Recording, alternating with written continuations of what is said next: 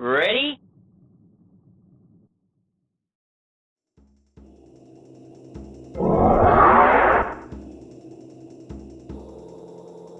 I like to visit here occasionally. Like most volatile compounds, swaths of phazon are dangerous, but quite a beauty to behold. This is also where I bested one annoying final boss. You know her.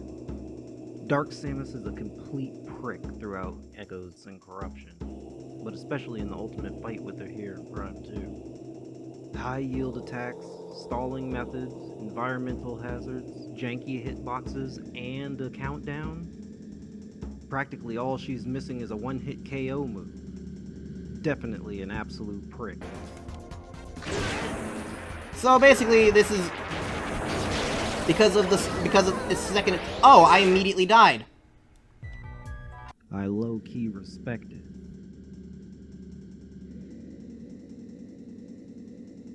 Metroid Prime 2 Echoes is generally praised for its boss fights, especially over the preceding title. Tripling in count over Prime 1, each encounter displays more creativity and streamlined intuitivity towards tackling Echo's major threats. Even one of my least favorite scraps, facing the Alpha Blog, allows use of many tools to significantly damage it. However, I want to talk about Dark Samus, a boss that, while still providing overall good fights, can be a bit of a pain. Encountering Dark Samus for the first time, each time she showed up was exhilarating, but she kind of became a pain to deal with on subsequent playthroughs, especially on Hyper Mode. Her fights test your ability to continuously lock on to a dashing target while also moving yourself and getting your shots off. This, along with beam and visor switching, it's mechanically rewarding to get the flow of her fights down well. Your first fight with Dark Samus follows this, but has two small interrelated hangups. You don't have a lot of tools to face Dark Samus with on round 1, just the power beam and missiles, and unless you're skillfully opportunistic, your missiles are getting deflected. This leads to the other issue. Dark Samus's health pool is pretty large for you to be restricted to using the power beam. Pot shots feel like using tackle against a graveler, and charged hits will be lucky to reduce Dark Samus's health bar by a 20th. Of course, this could be by design, cementing the image of Dark Samus being quite a threat. These issues aren't too bad. They make the fight about 20% longer than I think it should be, but with a little vigilance, it's not a problem. One thing Dark Samus does periodically in fights is render herself invulnerable, usually denoted by a thicker light blue casing of phazon glazed over her suit. She'll move around, prepare charge attacks, and even recover from said attacks with this paling up. You pretty much have to wait for it to lower before you can effectively damage her again. It activates a bit frequently, but it's not too annoying in the first fight. However, the mechanic will show up in her later fights to much more irritating effect.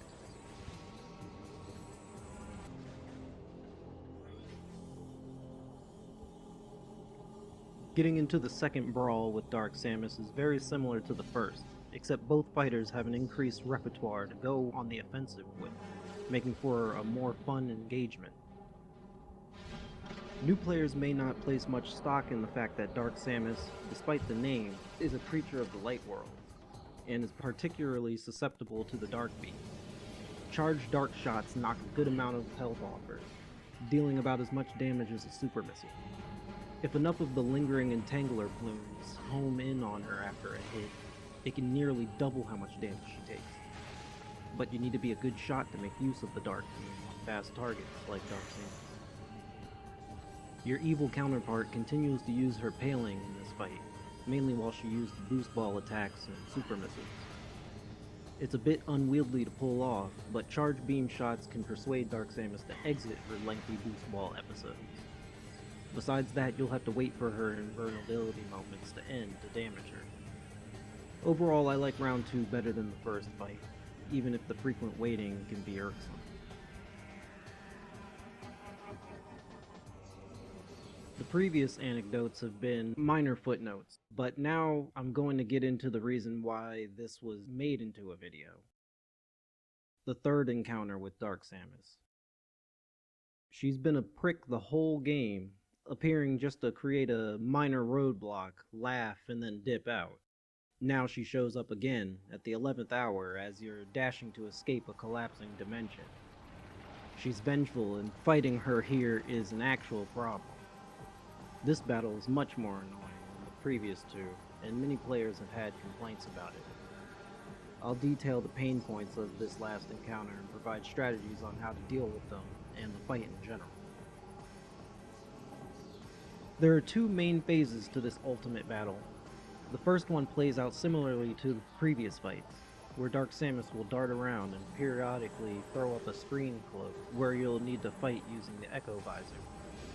Occasionally she'll use a sort of phase-on Kamehameha beam. Here's the first pain point. Dark Samus tracks you harder with this beam if you're far away. You won't even be able to double strafe dash out of range very well. You'll want to stick in close so that your travel arc is shorter, allowing you to move further and faster. And with a bit of setup, it's also possible to get under or behind her while she's blasting to completely undermine her use of the beam. This phase will keep going until Dark Samus has lost roughly 1/4 of her health. Good use of the darker Annihilator beam, and you may only see one loop in the phase before moving on to the next one. Speaking of which, Phase 2 is notoriously known to be cheap. While being suitably epic and climactic, the mechanics of the phase can be repetitive, janky, and hard to read. This phase alone is the real reason for this video. There are two sequences Dark Samus alternates between during this second phase. You'll know the phase has started when the thick light blue phase-on paling glosses over her suit and she motions to the center of the arena. She'll then float up and start her stationary sequence, where she throws up a large phase-on barrier and shoots projectiles. After about 4 to 7 volleys, Dark Samus will lower her altitude as well as the barrier, preparing to go into her other sequence. This sequence is simple. Dark Samus rushes you down and activates her patented missile deflect when within a certain radius of you. Quick tip here, as all the other tips are for her stationary sequence. Always back away while Dark Samus is rushing you. You won't avoid her missile deflect's field unless you're already moving away during its startup frames. This sequence is short, however, as 2 charged power beam shots, or some meager equivalent, is quick to hurt Dark Samus's fifis, make her throw up her paling, and prepare to go back into her stationary sequence. I've practically described Dark Samus's rush sequence, tips and all, so back to her stationary sequence, which is the bigger problem anyway. While floating and shielded, Dark Samus is invincible to all your weaponry. Every few seconds, she'll randomly shoot off 1 of 2 of her projectiles. She has phase-on super missiles and a phase-on burst attack. Both moves are problematic. First, the phase-on missiles. This move is basically a phase-on version of your super missiles. It has a relatively small startup, crazy tracking, and does a lot of damage. Players tend to have issues avoiding it due to their speed and hard tracking arcs. There are a couple ways to avoid these missiles, but the most reliable strategy is to get in about as close as you can to Dark Samus without touching her phase-on barrier, and strafe dash when a shot gets near you. You're basically playing nuclear chicken. There's more, however. A single strafe dash usually isn't enough, because even if the missile misses a head-on encounter, they track hard enough to hit you on the side or from behind on their back arc, so it's almost like Dark Samus is throwing boomerangs at you. It's even worse because the missiles tend to hit the ground near you on their return trips, and the explosion will damage you all the same. What you'll want to do is, while you do your first dash left or right, perform a tight circle returning near to your original position before you dash. Alternatively, you can get similar results if you use your second strafe dash in the opposite direction of your first to return near to your initial position. Doing this with good reaction timing will produce consistent evasion to the phase-on missiles. It's not always necessary, but it is consistent. Good. Cool. Now prepare to contract cancer.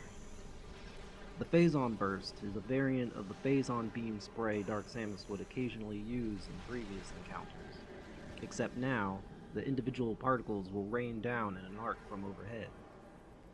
The move is slow, has a clear tell during its startup, and the particles have a minor tracking ability.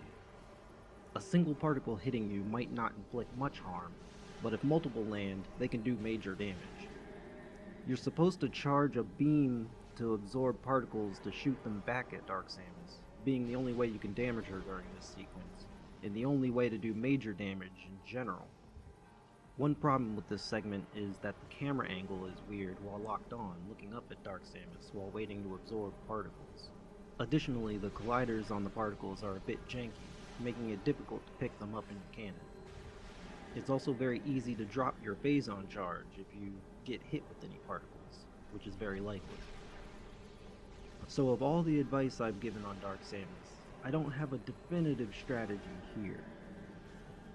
What I find tends to work well is to stand further back when you're ready to absorb her Phazon Burst particles. The particles tend to collect in your cannon more than hit you if you stand back. Of course, this means switching proximities depending on which attack she's using, so good luck practicing that.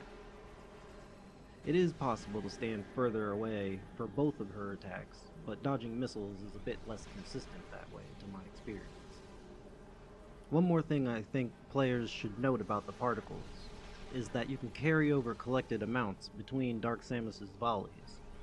If you collected a couple in one spread, but not enough to transform your charge into a Phazon shot, you can continue to hold your charge to collect the remaining amount in the next Phazon burst. This is useful as you won't have to stick around a spread of particles as long, decreasing your chances of getting grazed. And my last bit of advice for the fight in general is to reiterate that Dark Samus is weak to the Dark Beam. Even using the Dark Beam to absorb Phazon particles will do a little bit more damage as a Phazon shot than using the other beams. So keep that in mind. So those are my tips for dealing with Dark Samus.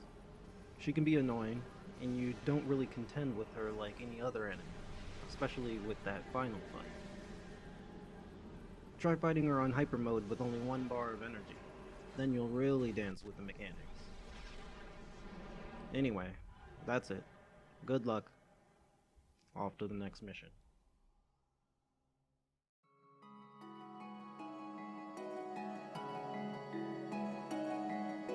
If you made it here through these inane ramblings, thank you for watching. I have another Metroid related video coming, but I swear I have video topics on other things in the works. Again, things may take a while, but be on the lookout. Black Breath out.